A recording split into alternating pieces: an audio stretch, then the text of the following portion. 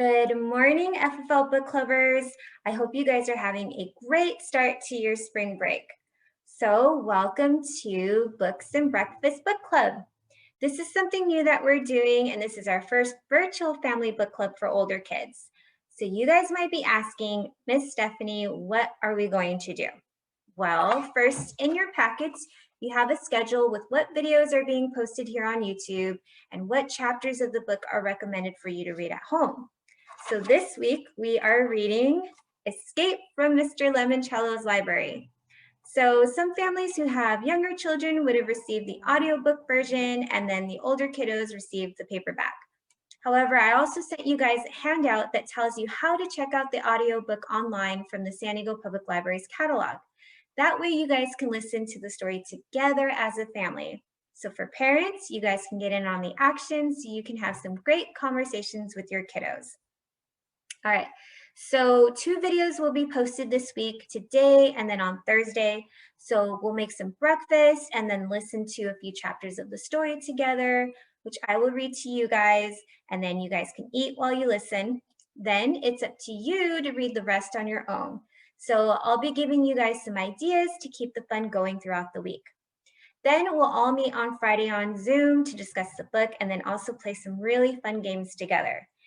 Each family has one of Mr. Lemoncello's bingo cards, so keep that safe and then pull it out on Friday so you can play for a chance to win. All right, so I'm feeling kind of hungry. Are you guys? Well, in your packets, you have 2 recommended breakfast recipes to try out. So today, Michelle and I are going to be making banana pancakes. So we are going to head into the kitchen and then whip that together, and then we'll be right back to read Escape from Mr. Lemoncello's Library. Okay, so to make banana pancakes, you'll need small bowls, dinner fork, cast iron or non-stick griddle or skillets, and a spatula. Your ingredients are 1 ripe banana, 2 large eggs, butter or oil for cooking. So some optional toppings are maple syrup, jam, fresh fruit, chocolate chips, strawberries, or any other toppings you guys would like. And here are some optional flavorings: baking powder, salts, vanilla extract, unsweetened cocoa powder, or honey. All right, so grown-ups, pause here to check out some really great benefits that older children gain when they make breakfast with you. All right, so here we go.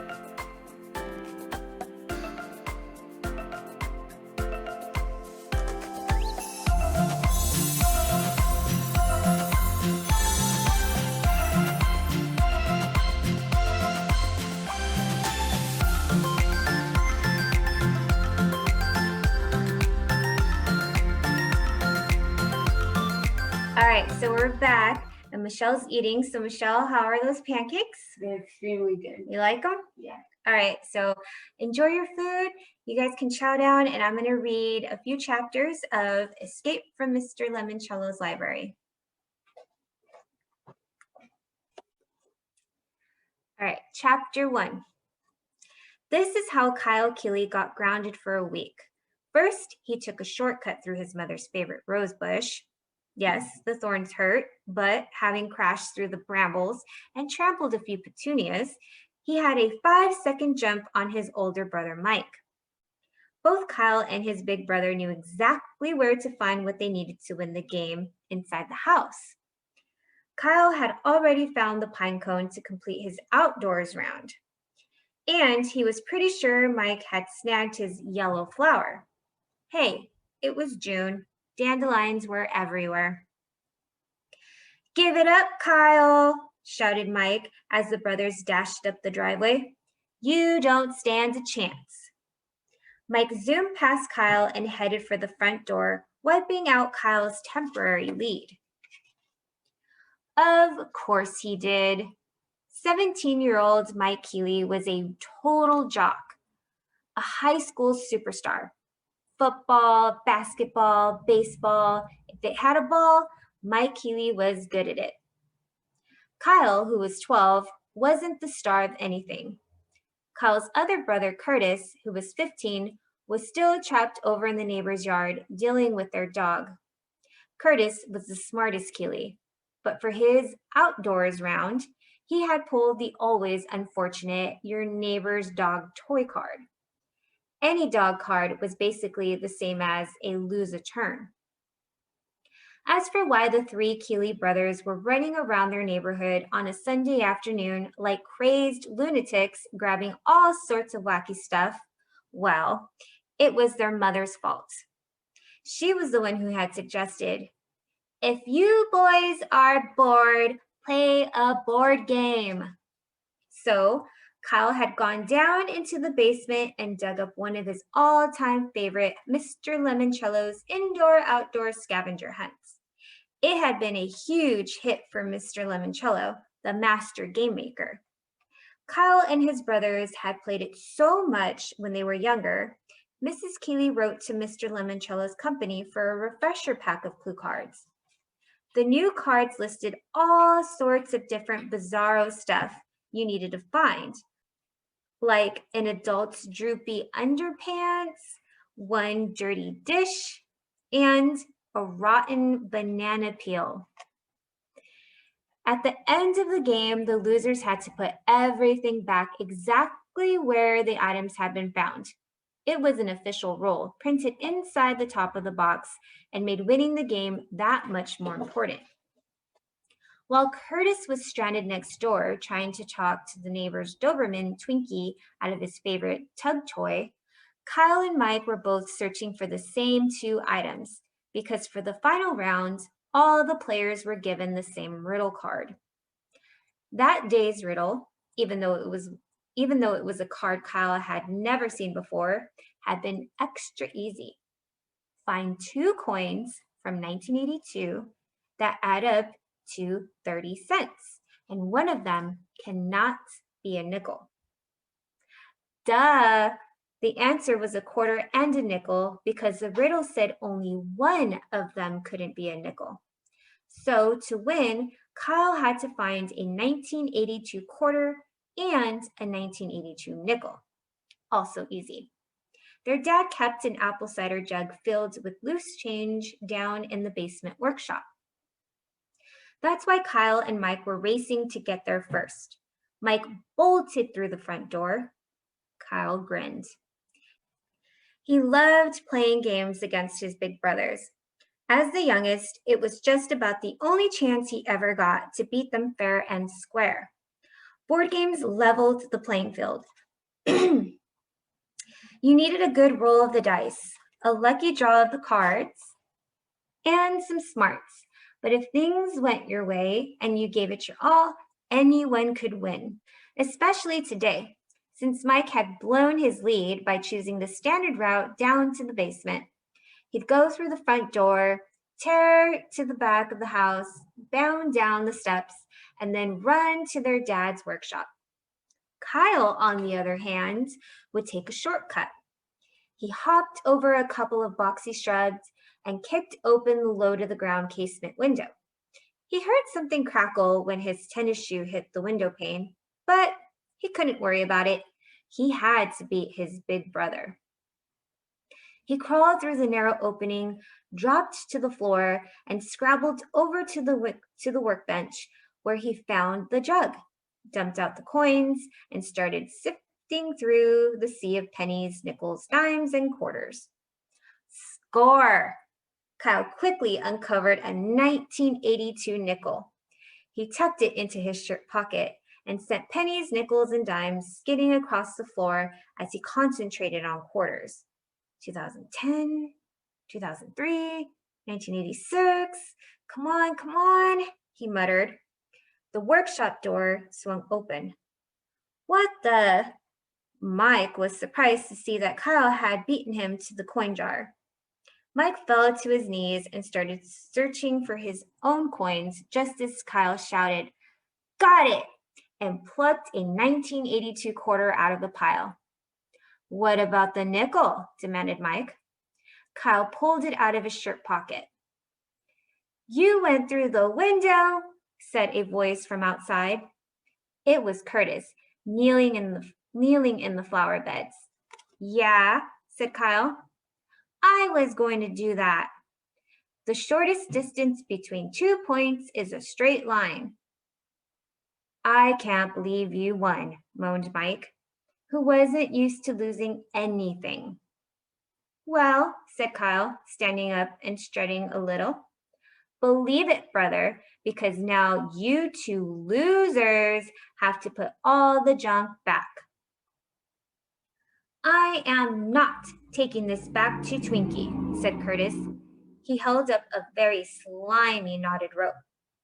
"Oh, yes, you are," said Kyle, "because you lost." "Oh, sure, you thought using the window." Kyle," mumbled Curtis, "you might want to shh." "What? Come on, Curtis, don't be such a sore loser just because I was the one who took the shortcut and kicked open the window and—" "You did this, Kyle?" A new face appeared in the window. "There's Dad." "Heh," chuckled Mike behind Kyle. "You broke the glass. Well, guess who's going to pay to have this window replaced?" That's why Kyle Keeley had 50 cents deducted from his allowance for the rest of the year and got grounded for a week. So, Chapter 2. Halfway across town, Dr. Yanina Zinchenko, the world-famous librarian, was walking briskly through the cavernous building that was only days away from its gala grand opening. Alexandriaville's new public library had been under construction for 5 years. All work had been done with the utmost secrecy under the tightest possible security. One crew did the exterior renovations on what had once been the small Ohio city's most magnificent building, the Gold Leaf Bank. Other crews, carpenters, masons, electricians, and plumbers, worked on the interior. No single construction crew stayed on the job longer than 6 weeks. No crew knew what any of the other crews had done or would be doing. And when all those crews were finished, several super secret covert crews, highly paid workers who would deny ever having been near the library, Alexandriaville, or the state of Ohio, stealthily applied the final touches. Dr. Zinchenko had supervised the construction project for her employer, a very eccentric, some would say loony, billionaire. Only she knew all the marvels and wonders the incredible new library would hold and hide within the walls. Dr. Zinchenko was a tall woman with blazing red hair. She wore an expensive custom-tailored business suit, jazzy high-heeled shoes, a Bluetooth earpiece, and glasses with thick red frames. Heels clicking on the marble floor, fingers tapping on the glass of her very advanced tablet computer, Dr. Zinchenko strode past the control center's red door, under an arch, and into the breathtakingly large circular reading room beneath the library's 3-story tall rotunda. The bank building, which provided the shell for the new library, had been built in 1931. With towering Corinthian columns, an arched entryway, lots of fancy trim, and a mammoth shimmering gold dome, the building looked like it belonged next door to the triumphant memorials in Washington, D.C., not in this small Ohio town's quaint streets. Dr. Zinchenko paused to stare up at the library's most stunning visual effects, the Wonder Dome. 10 wedge-shaped, high-definition video screens, as brilliant as those in Times Square, lined the underbelly of the dome like so many orange slices. Each screen could operate independently or as part of a spectacular whole. The Wonder Dome could become the constellations of the night sky, a flight through the clouds that made viewers below sense that the whole building had somehow lifted off the ground, or, in Dewey Decimal Mode, 10 sections depicting vibrant and constantly changing images associated with each category in the library's cataloging system. I have the final numbers for the fourth sector of the Wonder Dome in Dewey mode, Dr. Zinchenko said into her Bluetooth earpiece.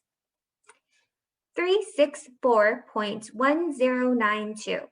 She carefully over-insinuated each word to make certain the video artist knew what specific numbers should occasionally drift across the fourth wedge amid the swirling social sciences montage featuring a floating judge's gravel, a tumbling teacher's apple, and a gentle snowfall of holiday icons.